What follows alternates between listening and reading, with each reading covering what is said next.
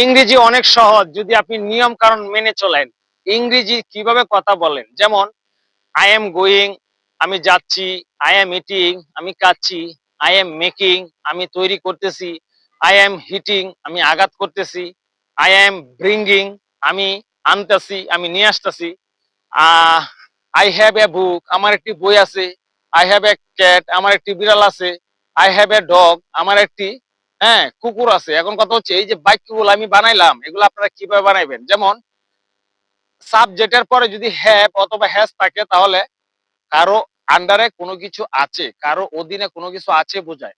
যেমন I have, আমার আছে বা আমার কাছে আছে। আই হ্যাভ এ বুক, আমার কাছে একটা বই আছে বা আমার একটা বই আছে।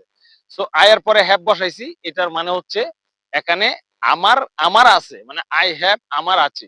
হি হি অথবা সি হ্যাভ হবে না হ্যাজ হবে না, এখানে কিন্তু হ্যাভ বসানো যাবে না, এখানে কিন্তু আপনাকে হ্যাজ বসাইতে হবে। সো এগুলো মাথায় রাখবেন। হ্যাজ কখন বসে? হি, সি, ইট, দিস, এই চারটা সাবজেক্টের পরে কিন্তু হ্যাজ বসে। আর আই, উই, ইউ, দে এগুলার পরে কিন্তু কি বসে? দে বসে, মানে হ্যাভ বসে। সো এই হ্যাভ বসে। সো এগুলা মাথায় রাখবেন। কারো অধীনে কোনো কিছু আছে বুঝালে হ্যাভ, হ্যাজ ব্যবহার করতে হয়।